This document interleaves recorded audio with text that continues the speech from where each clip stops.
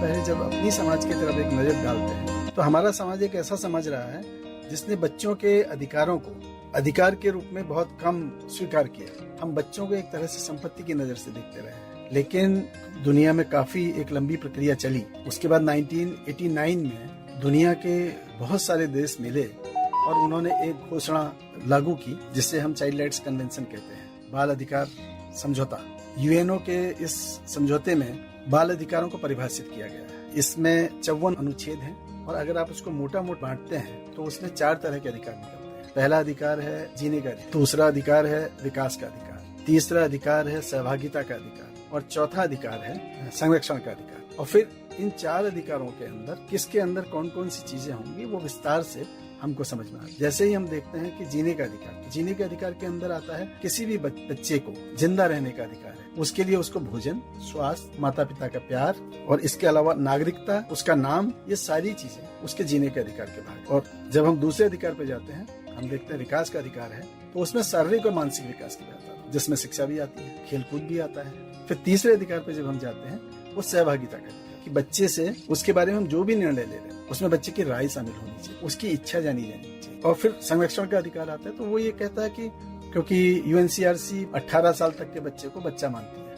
कहती है कि बच्चे का उम्र जो है वो 18 साल है, जिसने 18 साल की उम्र पूरी नहीं की है वो बच्चा है। तो 18 साल तक के किसी भी बच्चे को जो भी समाज में ऐसी चीजें हैं जिससे उसके विकास को फर्क पड़ता है, उनसे उसको बचाया जाना चाहिए। जैसे नशे से बचाना चाहिए, दूसरी बात होती है सेक्सुअल एब्यूज से बचाना चाहिए। कोई बच्चा अगर बाल श्रम करता है तो उसका विकास रुकता है, इसलिए बाल श्रम से बचाना चाहिए। क्योंकि ये यूएनसीआरसी का जो प्रोसेस है, ये संयुक्त राष्ट्र का जो हमारा एक बाल अधिकार समझौता है 89 में जो बना, 92 में उसने भारत सरकार ने हस्ताक्षर किया, यानी कि रेटिफाई किया और उसको लागू किया। उस समय हमारी परिस्थितियां कुछ ऐसी थी कि हमारे देश ने माना कि अभी हम बाल श्रम को पूरी तरह प्रतिबंधित नहीं कर सकते, तो वो एक उसको एडिशनल प्रोटोकॉल कहते हैं, यानी कि उस समय लागू नहीं किया गया, बाद में लागू हुआ। तो ये उस दिन स्वीकार किया गया, लेकिन उसके बाद इसमें एक प्रक्रिया होती कि हर 5 साल हर देश अपनी एक रिपोर्ट बाल अधिकारों का यूएनओ में प्रस्तुत, और वो बताती है कि हमने इन दिशाओं में इन 4 अधिकारों को लेके क्या क्या काम। तब से लगातार हमारी सरकार है, क्योंकि उनको यूएनओ में जाके प्रेजेंट करना होता है, हालांकि कोई बाध्यकारी नहीं है, वहाँ पर किसी पे कोई कार्रवाई नहीं होती यूएनओ में आपकी रिपोर्ट में काम हुआ है नहीं हुआ है। लेकिन एक अंतर्राष्ट्रीय स्तर पर जब कोई देश देखते हैं ऐसे कि अच्छा इस देश में ये काम नहीं हुआ है, तो एक देश की छवि गिरती है, तो इसलिए सरकारें उस पर बाध्य होती हैं उसको करने के लिए। और तब से सरकार ने धीरे धीरे हमारे यहाँ अलग अलग सिस्टम बनाए हैं, जिसमें बच्चों के प्रोटेक्शन के बहुत सारे सिस्टम बनाए हैं और बहुत सारे कानून लेके आए हैं। जैसे शिक्षा का अधिकार कानून लेके आए हैं, जुवेनाइल जस्टिस एक्ट लेके आए हैं जिसको हम किशोर न्याय अधिनियम कहते हैं। इसके अलावा बच्चों पे जिस तरह के सेक्सुअल एब्यूज होते हैं उसको रोकने के लिए पॉक्सो एक्ट लेके आए हैं 2012 में, हम उसको भी लेके आए हैं और अलग अलग योजनाओं को हम लेके आए हैं उसके अंदर। इसके अलावा बाल श्रम को रोकने के लिए कानून है, उसको फिर नए सिरे से हमारी सरकारों ने फिर से उस पर काम शुरू किए हैं और प्रोटेक्शन सिस्टम बनाए हैं, जिसमें हमारे CWC का गठन होता है, हमारे यहाँ पर जो है जेजे बोर्ड का गठन होता है, राज्यों के अंदर आयोग बनाए गए हैं, बाल अधिकार संरक्षण आयोग बनाए गए हैं। तो एक पूरा प्रोटेक्शन सिस्टम उसके लिए बनाया गया है। एक और एजेंसी बनाई गई है, चाइल्ड लाइन बनाई गई है। आप हैं बाल अधिकार कार्यकर्ता रघु तिवारी, अमन संस्था के फाउंडर, जिला विकास समिति अल्मोड़ा के पूर्व अध्यक्ष और वर्तमान में जेजे बोर्ड के सदस्य। नमस्कार मित्रों, उत्तराखंड मुक्त विश्वविद्यालय के कम्युनिटी रेडियो हेलो हल्द्वानी में आपका बहुत स्वागत है। 91.2 मेगाहर्ट्ज की रेडियो तरंगों पर आप इसे सुन पाते हैं। कार्यक्रम श्रृंखला चल रही है बचपन को जीने दो। बाल श्रम को लेकर जागरूकता फैलाने के उद्देश्य से इस श्रृंखला को हम लेकर आए हैं। आज के 14वें एपिसोड में हम बात करेंगे संयुक्त राष्ट्र बाल अधिकार संधि की और इसके उद्देश्यों की। तो अभी आपने सुना कि कैसे इन अधिकारों की वकालत शुरू हुई, क्या क्या अधिकार बच्चों को हैं और अंतर्राष्ट्रीय स्तर पर क्या असर पड़ता है अगर हम बाल अधिकारों पर कुछ अच्छा काम करते हैं। तो इसे अभी आप संक्षेप में सुन रहे थे, तो अब हम विस्तार से इन सभी अधिकारों के बारे में जानते हैं। जीने का, विकास का, सहभागिता का और सुरक्षा का जो अधिकार है, इसको विस्तार से जानते हैं। तो रघु तिवारी जी से जानते हैं सबसे पहले कि आखिर ये जीने का अधिकार क्या है और इसके अंतर्गत कौन कौन सी चीजें आती हैं। पहला अधिकार हमारा जो है वो जिंदा रहने का अधिकार है, जीने का अधिकार जिसको। तो जिंदा रहने के लिए किसी भी व्यक्ति के जितनी चीजें आवश्यक होती हैं वो सब उसका भाग होती है। जैसे जिंदा रहने के लिए हमें भोजन चाहिए, हमें हवा चाहिए, हमें पानी चाहिए, हमें जो है जब एक बच्चा जन्म लेता है तो उसको माता पिता का संरक्षण चाहिए, प्यार चाहिए, उसको स्वास्थ्य चाहिए। तो भोजन से लेके ये सारी चीजें, और इसमें कुछ चीजें और ऐड की गई हैं जो आज के नागरिक समाज के लिए आवश्यक है कि हर बच्चे का अपना एक नाम होना चाहिए, उसके नाम के साथ वो किस देश का नागरिक है उसकी नागरिकता भी होनी चाहिए। तो ये सारी चीजें हमारे जीने के अधिकार का भाग होती हैं। इसीलिए आप देखेंगे कि हमारी सरकारों ने बीच में कुछ नियमों में बदलाव किए और नए नियम लेके आए, नए कानून लेके आए कि हर बच्चे को जन्म के साथ उसका जन्म प्रमाण पत्र दिए जाने का काम जो है, इसी अंतर्राष्ट्रीय समझौते के परिप्रेक्ष्य में हम देख सकते हैं कि उस बच्चे का एक नाम और नागरिकता उससे स्पष्ट होती है, तो वो भी उसी का भाग है। जब नागरिकता का हक मिलेगा तभी उससे जुड़े हुए लाभ भी मिलेंगे ना, तो उनसे वो वंचित रह जाते हैं। हाँ, क्योंकि जब कोई किसी देश का नागरिक है तो उस देश के अंदर जो भी नागरिक सुविधाएं हैं उसका वो भाग रहता है और उससे उसको धीरे धीरे वो लाभ मिलते हैं। उस देश में जो भी कानूनी व्यवस्था है उसके आधार पर उसकी नागरिकता के हिसाब से चीजें निर्धारित होती हैं। तो ये पूरा का पूरा जीने के अधिकार का भाग है। इसीलिए इसमें आप देखेंगे कि जो मैं आपसे पहले भी चर्चा कर रहा था कि जब बच्चा पेट में होता है तो उसकी माता को भोजन, उसको टीकाकरण, ये सारी चीजें इसलिए दी जाती हैं ताकि वो बच्चे के जीने के अधिकार पे हम काम कर सकें। जन्म लेने के बाद फिर बच्चे के टीकाकरण और उसके भोजन के लिए जो व्यवस्थाएं हैं, उसके वजन नापने को लेकर हैं, टेक होम राशन का कार्यक्रम है, वो उसी का भाग है। फिर विद्यालय के अंदर हम जाते हैं तो विद्यालय के अंदर जो बच्चों को मिड डे मील है और स्वास्थ्य का जो अधिकार है वो भी उस जीने के अधिकार के भी को पूरा करता है और उसके लिए भाग है। और इसके अलावा जैसे हमारे यहाँ पर दो और व्यवस्थाएं हैं। एक व्यवस्था तो हमारे यहाँ हम देखते हैं जो मनरेगा है, सरकार की एक बहुत बड़ी योजना है ग्रामीण रोजगार के लिए, जिसमें 100 दिन श्रमिकों को रोजगार मिलता है। उसके अंदर भी व्यवस्था रखी गई है कि अगर वहाँ पर कुछ लोग काम करने वाले हैं, उनके बच्चे हैं, तो उसके लिए एक तरह का क्रच जो है कार्यस्थल पर होगा। एक महिला को पूरे दिन की मजदूरी दी जाएगी और वो उन बच्चों की देखरेख करेगी। तो ये व्यवस्था भी वहाँ पर एक रखी गई है। और इसके अलावा जो श्रम कानून हमारे हैं उसमें भी ये व्यवस्था है कि अगर साइट पर लेबर हैं तो उन लेबर के बच्चों के लिए अभी जैसे कि स्कूल की व्यवस्था है, उनके लिए कई बार ऐसे मजदूर होते हैं जो 3 महीने 6 महीने कहीं काम करने जाते हैं, तो उस दौरान उन बच्चों के लिए वहाँ पर स्कूल की व्यवस्था है और इस तरह की व्यवस्थाएं सरकार ने सुनिश्चित की हैं। तो ये सब जो है उनके जो ये अधिकार है, जीने का अधिकार है, उसके अंदर आता है। इसके अलावा अभी देखेंगे कि जो हमारा एक अभियान चलता है कि बच्चों को पहला दूध देना आवश्यक है, 100 गोल्डन डेज की बात है, और ये भी बच्चों के अधिकारों को सुनिश्चित करने की बात है। ये कहा जाता है कि स्तनपान बच्चों के लिए आवश्यक है। तो ये सारी चीजें जो हो रही है ये बच्चों के अधिकारों के लिए हैं और ये जीने के अधिकार के भाग हैं। और ये जीने के अधिकार के बाद क्योंकि एक व्यक्ति अगर जिंदा रहता है तो उसका विकास करना भी बहुत आवश्यक है। अगर वो विकास नहीं करता है तो सिर्फ जीवन उसके पास है तो उससे एक अच्छा नागरिक, एक अच्छा व्यक्ति वो नहीं बनता कभी। तो इसीलिए इसके दूसरा जो भाग है अधिकारों का वो विकास का अधिकार। तो दोस्तों, जीने के अधिकार पर बहुत विस्तार के साथ रघु तिवारी जी ने अपनी बात रखी। जीने का अधिकार मतलब रोटी, कपड़ा, मकान और नागरिकता का अधिकार, नागरिक सुविधाओं का अधिकार, मनरेगा जैसी संस्थाओं में क्रैच का अधिकार। तो इस तरह के जो भी एक बेसिक बुनियादी जो अधिकार होते हैं बच्चों के, वो सब जीने के अधिकार के अंतर्गत अभी आपने सुने। तो अब हम विकास के अधिकार की तरफ आगे बढ़ते हैं और देखते हैं कि इसके अंतर्गत कौन कौन सी चीजें आती हैं।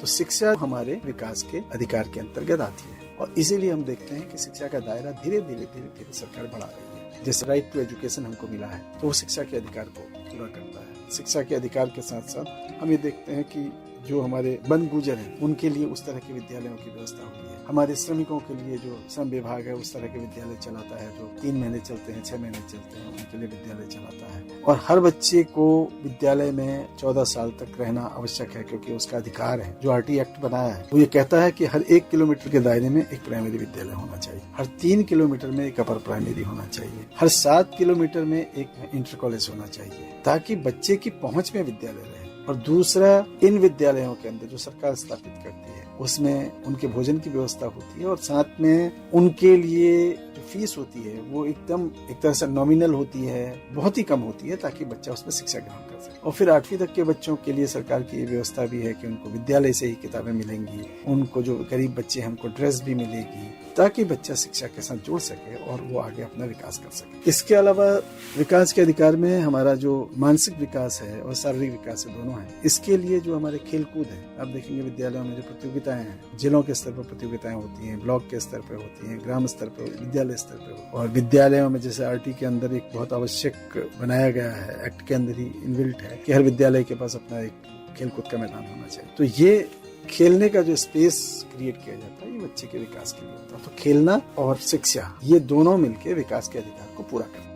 तो दोस्तों, अभी आप सुन रहे थे कि खेल और शिक्षा, ये दोनों ही चीजें विकास के अधिकार के अंतर्गत आती हैं। तो बहुत ही शानदार तरीके से हमारे विशेषज्ञ इस बात को बता रहे हैं और इन बातों को हम सब के लिए जानना बहुत जरूरी है। तो अब हम आगे बढ़ते हैं और जानते हैं कि सहभागिता का अधिकार आखिर क्या है, क्योंकि हमने तो नहीं देखा कि कभी अक्सर हमारे समाजों में कि छोटे बच्चों से कोई राय ली जाती हो।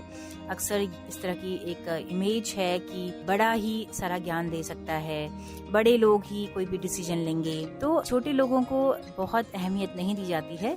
लेकिन हम बहुत ही खूबसूरत बातें इस अधिकार के तहत जानने वाले हैं आज। तो आप सब लोग दोस्तों बिल्कुल तैयार रहिए सुनने के लिए हमारे एक्सपर्ट को कि आखिर सहभागिता का अधिकार क्या है। सहभागिता का अधिकार का मतलब है कि बच्चे की भागीदारी होनी चाहिए। परिवार में एक छोटा सा बच्चा है, उसको क्या अच्छा लगता है, माँ बाप को पता होना चाहिए। और दूसरी बात, जब हम बच्चे के बारे में कोई निर्णय लेते हैं तो उसको बता के वो निर्णय लें।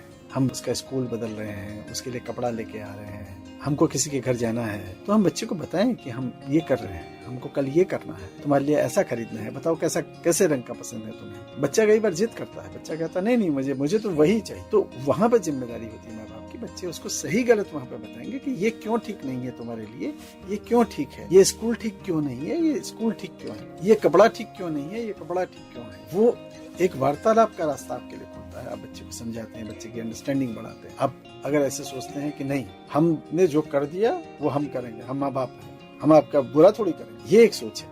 अगर उसकी जगह आप इन्फॉर्म डिसीजन, छोटे बच्चे के साथ उसके बारे में जो डिसीजन ले रहे हैं उसको इन्फॉर्म हम करें, एक उसी प्रक्रिया के साथ इन्फॉर्म करें और उस डिसीजन मेकिंग में उसको शामिल करें, ये एक तरह की सहभागिता। धीरे धीरे ये सहभागिता बढ़ती है तो हम उसको बच्चों के संगठनों तक जाते हैं, विद्यालयों में बाल सभाएं करते हैं, बच्चों के बहुत सारे ऐसे कार्यक्रम करते हैं जिसमें उनकी सहभागिता होनी चाहिए। और बच्चों को बाल संगठन बनाने के अधिकार हैं, बच्चों को इको क्लब बनाते हैं, बच्चे बहुत अलग अलग संगठन बनाते हैं। तो ये जो पार्टिसिपेशन का राइट है वो यहाँ से शुरू होता है। और आज के दिन तो ऐसी प्रक्रियाएं भी चली हैं कि यूएन अंतर्राष्ट्रीय स्तर पर बहुत सारे संगठनों ने इस तरह की प्रक्रियाएं शुरू करी हैं, जो बाल अधिकार संगठन है, कि वो अपने डिसीजन मेकिंग बॉडी में बच्चों को शामिल करते हैं, उनकी राय को शामिल करते हैं। तो दोस्तों, सहभागिता का अधिकार अभी आपने सुना और आप सुन रही हैं 91.2 FM पर उत्तराखंड ओपन यूनिवर्सिटी का कम्युनिटी रेडियो हेलो हल्द्वानी।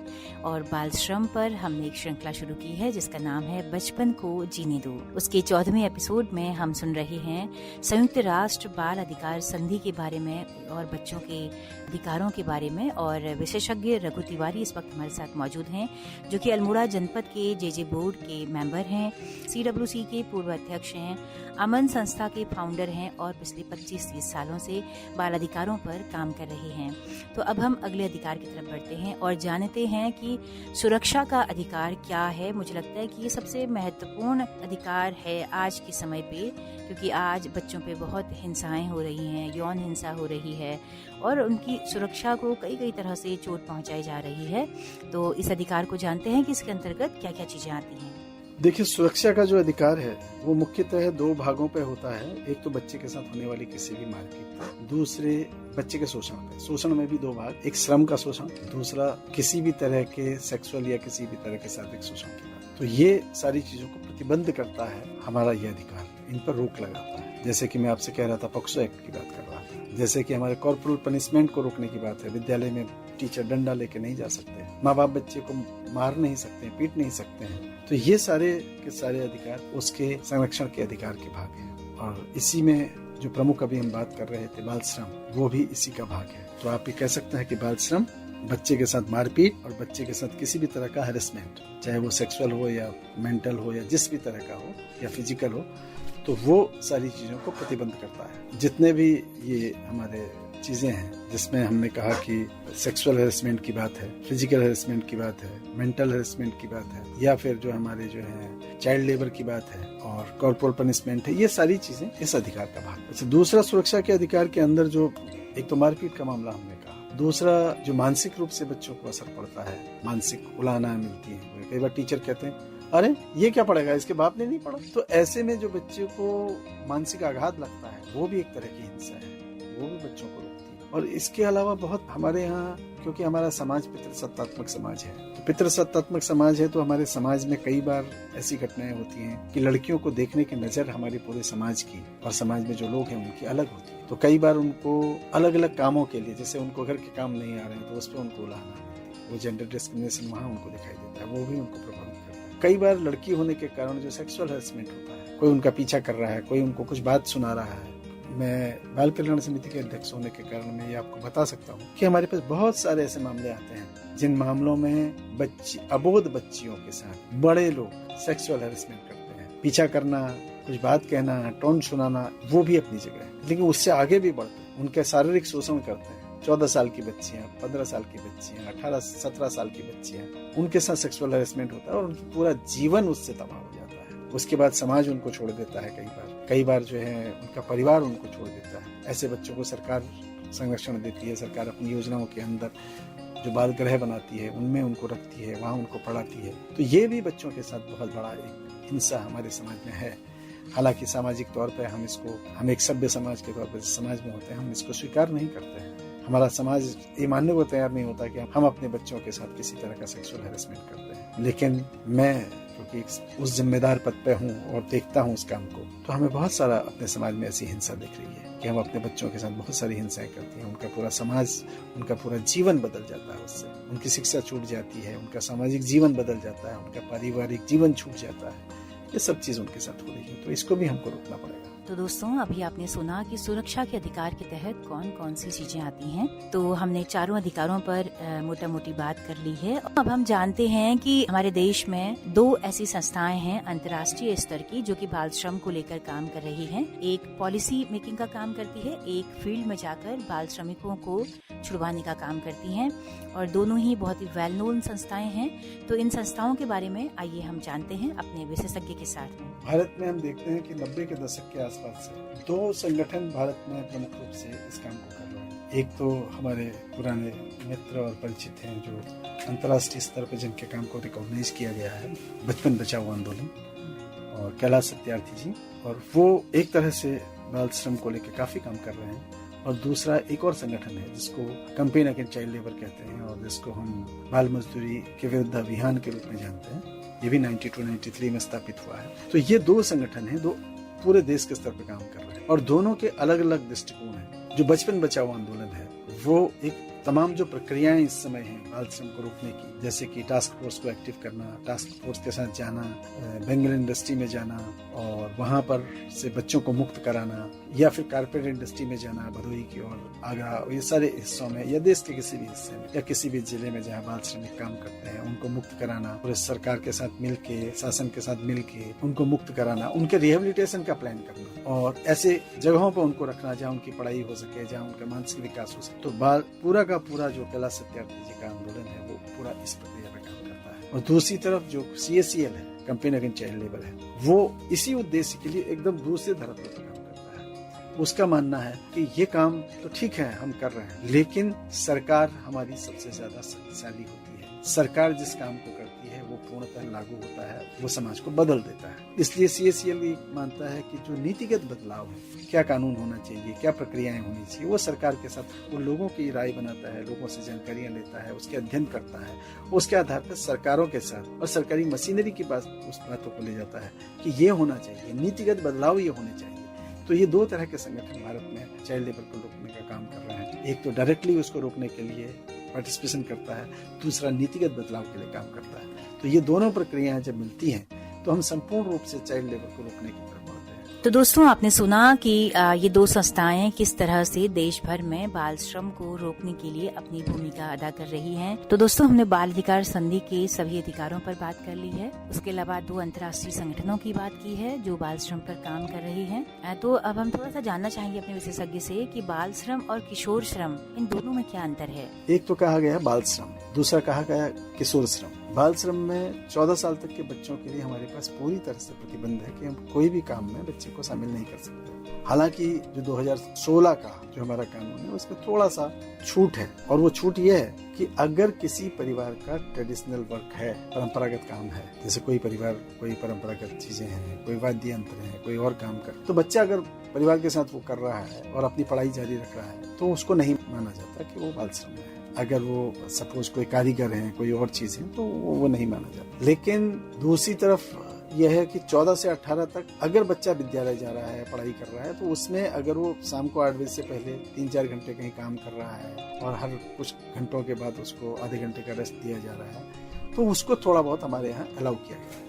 तो दोस्तों, आपने सुना कि बाल श्रम और किशोर श्रम को लेकर क्या क्या नियम कानून हैं। तो दोस्तों, ओवरऑल हमने जो अधिकारों की बात की है, ये कोई भी अधिकार अपने आप में स्वतंत्र नहीं है, एक दूसरे से गुथे हुए हैं। जब हमको जीने का अधिकार नहीं मिलता है तो ऑटोमेटिकली हम लोग विकास और सहभागिता के अधिकार से वंचित हो जाते हैं। तो इस पर क्या कह रहे हैं हमारे विशेषज्ञ, आइए सुनते हैं। जिस बचपन के हाथ पे हथौड़ा आ गया या कोई भी ऐसा काम करने का औजार आ गया या झाड़ू आ, कुछ भी आ गया, कुछ भी काम करने का औजार उसके हाथ आ गया, तो आप ये समझिए कि उसके सिर्फ विकास का अधिकार नहीं गया, उसके जीने का अधिकार भी चला गया। क्योंकि जीना और डिग्निटी के साथ जीना, सम्मान के साथ जीना, क्योंकि जीने का अधिकार हमको बिना सम्मान के जीना नहीं सिखा। वो कहता है कि डिग्निटी ऑफ लाइफ। तो दोस्तों, आपने सुना कि किस तरह से ये सारे अधिकार एक दूसरे से जुड़े हुए हैं, और जब हमें जीने का अधिकार मिलता है तो हमें स्वतः ही सारे अधिकार धीरे धीरे मिलने लग जाते हैं। और कई जगह पर हमें अपने अधिकारों के बारे में जब जागरूकता होती है,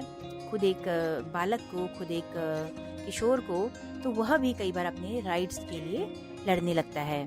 तो आज के इस एपिसोड में बहुत शानदार तरीके से हमारे विशेषज्ञ ने संयुक्त राष्ट्र बाल अधिकार संधि को बहुत वृहद आयाम के साथ समझाया। उम्मीद करते हैं कि आपको ये एपिसोड अच्छा लगा होगा, आपको बहुत सारी जानकारियां मिली होंगी और आप इन जानकारियों को अपने और तमाम लोगों के साथ साझा भी करेंगे। तो बाल श्रम श्रृंखला का ये एपिसोड हम यहीं पर समाप्त करते हैं और अपने एक्सपर्ट का बहुत बहुत शुक्रिया अदा करते हैं।